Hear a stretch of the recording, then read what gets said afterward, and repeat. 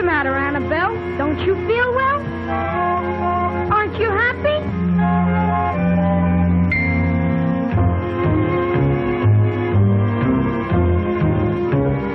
I know what's wrong with you.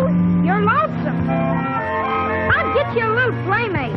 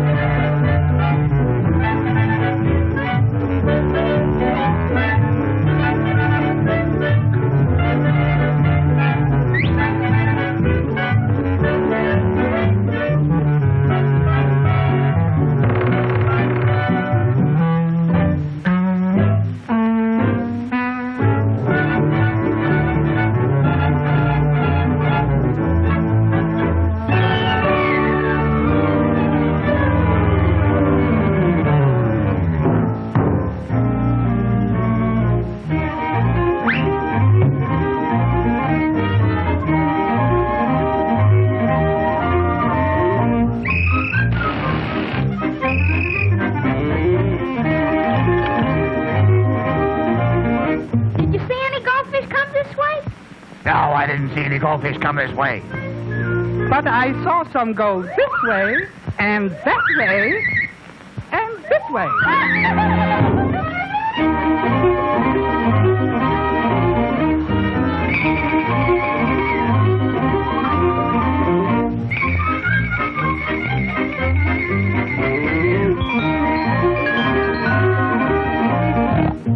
Did you see any goldfish come this way? No.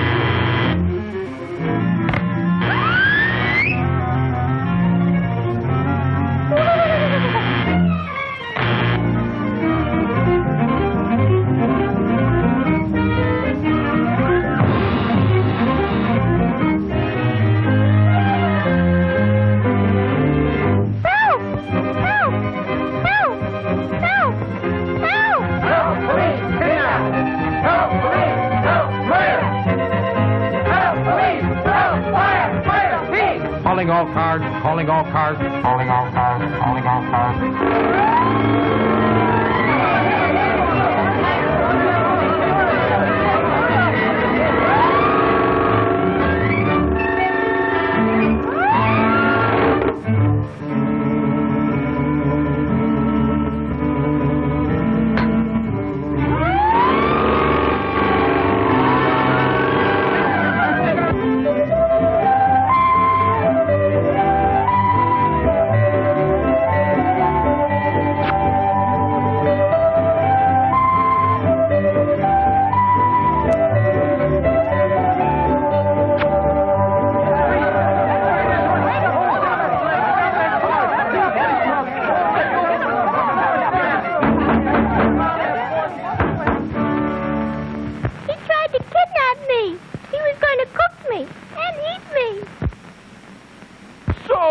You were going to cook him and eat him, huh?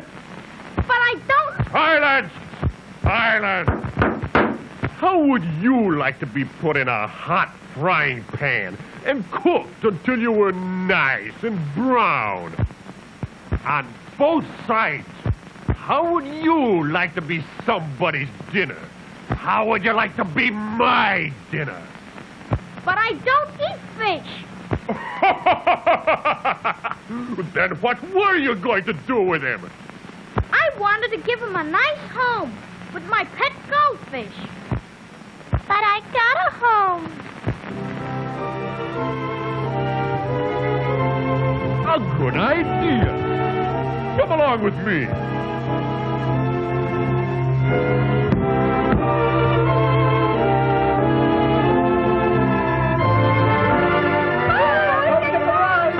Have a good time.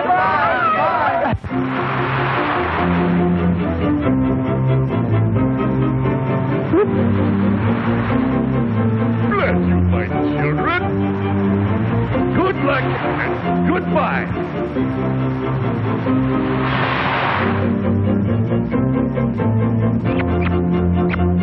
Now are you happy, Annabelle? And how?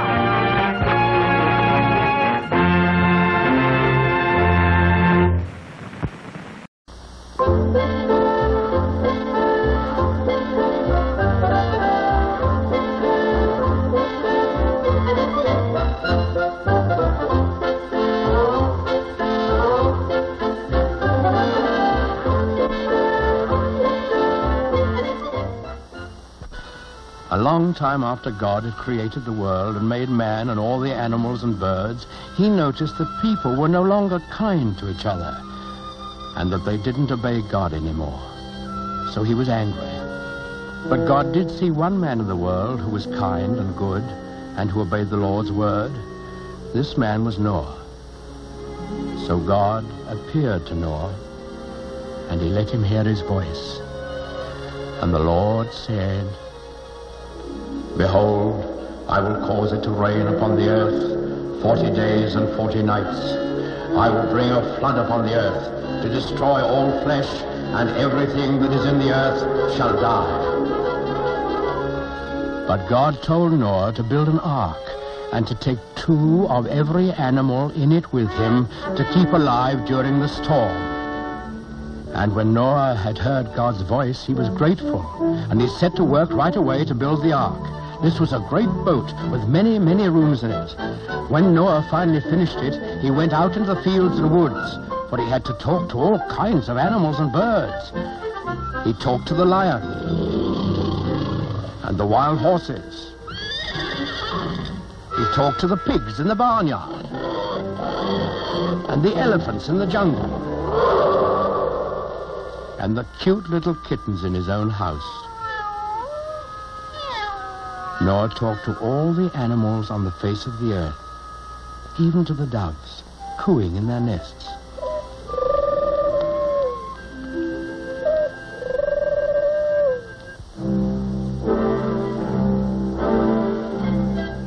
And Noah picked a mother and a father of each kind of animal and bird, and he told them to come to the ark. Well, when they were all gathered there, you can imagine what kind of a noisy crowd poor Noah had on his hands. What with lions roaring and pigs squealing and monkeys chattering and hyenas laughing, well, it must have been noisier than a crowd of children on the annual Sunday school excursion. But Noah was wise and gentle, and he understood about animals, so he got them lined up in a long row, 2 by 2, and then he started them up and into the ark through the big door in the side. The bees were the last to go in, because bees have a stinger in their tails, and no animal wanted to get in line behind them. Noah stored food in the boat, and then saw that his wife and his sons and their wives were safely inside. Then he shut the big door behind him, and he bolted it so that no one could get in or out. Then there was a flash of lightning, and the thunder roared as it never had before. Big black clouds hid the sun so that it was almost as dark as night. And out of those clouds came the greatest rain the world has ever known. It lasted for 40 days and 40 nights, as God had promised Noah. All the land was covered with water, and not a house or a living thing remained anywhere.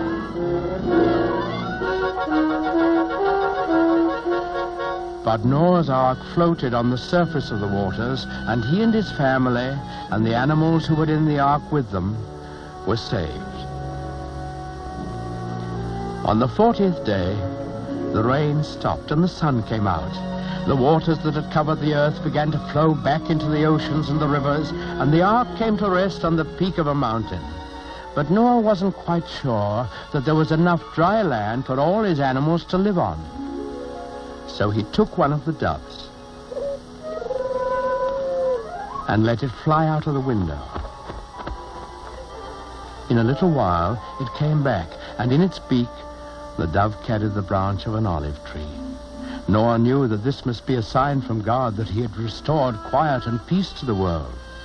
So he opened the door of the ark, and he and his family and all the animals came out on the dry land, and they praised God and thanked him. Then the Lord appeared again to Noah. He promised him that he would never again send a flood to destroy the earth, and he sealed that promise with a beautiful symbol, which he set in the sky for all of us to see. That symbol, the token of God's everlasting faith in man, is the rainbow.